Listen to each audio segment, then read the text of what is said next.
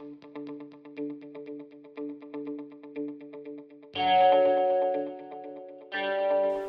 there, it's Andres Sarmiento here again, and this time it's a very quick video to show you on how I'm preparing. I'm trying to document every step that I'm taking to prepare for my CCIE collaboration for my CCIE collaboration lab, and this time I'll be showing you the configuration that I did because I wanted to make use of QINQ and layer 2 tunneling so that I can, let's say, have my phones in one place and have my rack with all the equipment, all the noisy stuff in another place so that I can, first of all record, second, be able to have the same experience that you have on the lab exam. So as you may know, or maybe you don't know, I do have 2800 series routers. So let me show you. I do have 2800s for my router 1, which is side A or headquarters. I have side B, and it's the same thing that I have.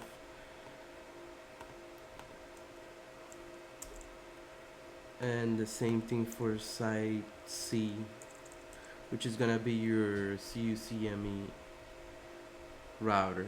So basically what I wanted to do is that I in my case I do have a secondary PoE switch which I have on top of my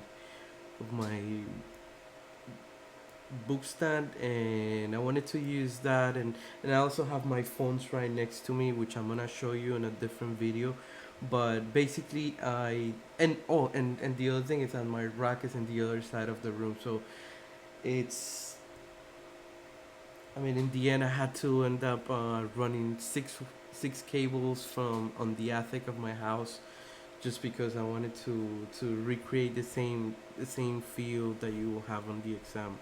So let me show you what I did. This is a connection to my 3750 extension,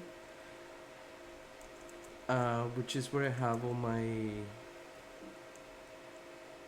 I'm connecting through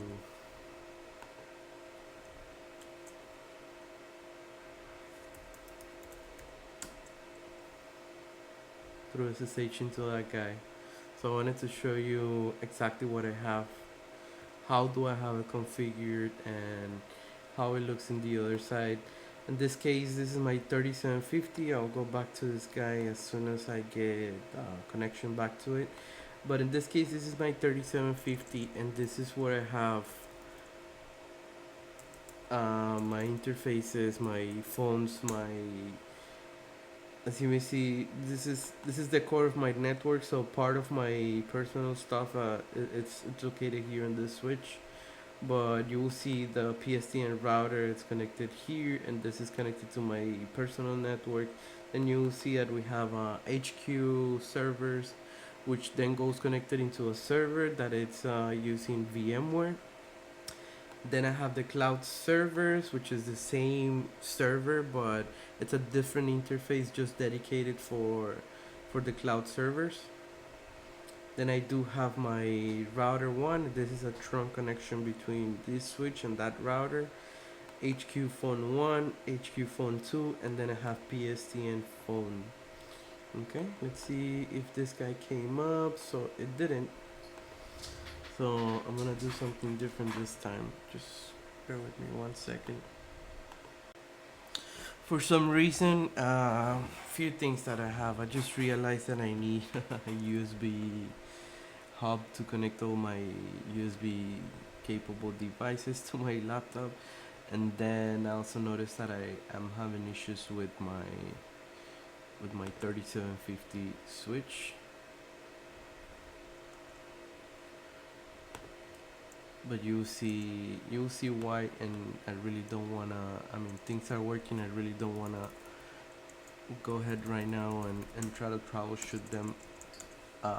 For now I do have an idea, but I'm gonna take care of it at a later time. In the meantime, I just want to show you what's the configuration that I have. As you may notice, I have to connect directly from to the console. So just wanted to show interface status, and then you see the phone's directly connected to the first 6 ports, and then you see other connections matching the same thing that I had on those first ports, on those first 6 ports, matching the same configuration. And as you may notice, I created a separate VLAN for each phone, and you'll see it here. And then if we go into fast Ethernet 101, you will see what I'm doing there. Okay, so this one it's using switch mode .1Q tunnel, and I'm tunneling CDP, STP, and VTP. And as you may see, when you do this configuration, you want to do no CDP enable, and the reason is because you don't want to see the same device connected to the switch, because you are tunneling the CDP capabilities to the other endpoint. So in this case, the other endpoint or the other connection will be fast Ethernet 1013. And you'll see something slightly different. You will see that on this one, we're still doing VLAN 3001. We're doing .1Q tunnel. We're still doing layer 2 protocol tunnel, CDP, STP, and VTP.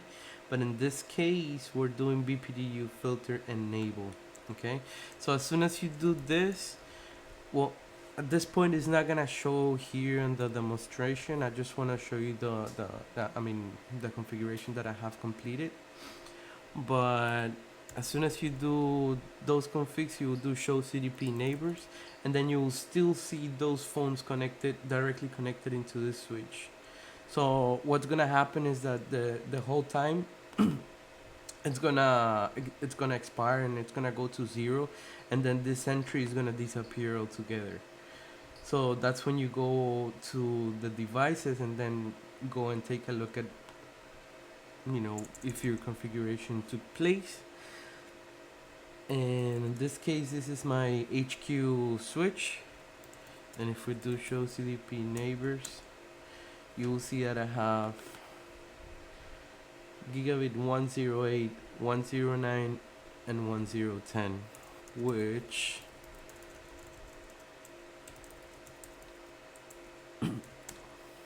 you will see that those are my HQ1, HQ2, and PSTN phones. And that's the configuration I have. As you may see, they have 10100 configuration because they're coming from a 10100 switch. And then if you go to side B, show CDP neighbors, you will see on fast Ethernet 010 on the switch interface that you have on that router, and you will see the other phone connected. And in my side C, you see another phone. This is the 9971. Okay, and the last thing that I wanted to show you, it's how did I get this configuration, where did I get it from. And basically I went to the internet and looked for QINQ Cisco configuration example, and I was looking at so many places, so many configurations, just to get an idea of what I was doing, what I wanted to do. And then I found this one from Brandon L. Black, the blogspot.com. And this one is more oriented to the CCIE voice or collaboration exams. So basically what this is doing is just you connect the phone to one of the ports, and then there's gonna be some VLANs involved into it, and then it's gonna send it to to router 1 in this case. It's pretty much the same configuration that I did. So basically this image says it all. Says everything that you need to know about this configuration. I mean, of how it looks logically. And then the configuration is down here. He's recommending using switch for voice VLAN and create another VLAN for that. I didn't do that. I want to test it out with what I have and see if it works. I think it's gonna work, but in case it doesn't, I'll just have to come back here and mess around with this configuration. But this one says it all. If you wanna see more, more examples of this configuration, you can just do QINQ Cisco configuration example. And if you wanna do layer 2 protocol tunnel CDP, this one will give you a few other examples. I did it for CCIE Collaboration, and that's how I found this guy doing it. I don't remember where, but it's somewhere here. Okay. So in my case, I a little bit too much, but I wanted to illustrate it just in case you need more information. But this is my 3750, and I'm gonna put an X here because that's my extension. That's the one that I have on my bookshelf, and then I have all my phones here. So those are my phones, and then I have more cables going here, and these are the ones that I put through the attic. These ones are landing on the 3750, which is my HQ switch.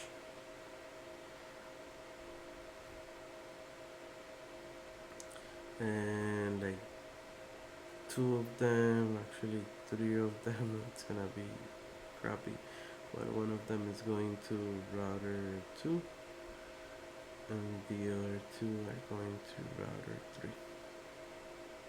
That's pretty much how it looks. No, this is not the nicest diagram. I'm just getting used to this drawing tab, but promise I'll get better with time. So okay, so I really want to thank you for your time, for taking a look at this. I hope you can take advantage of what I just showed you on QINQ tunneling, and hope to see you for the next video. Thank you so much for watching.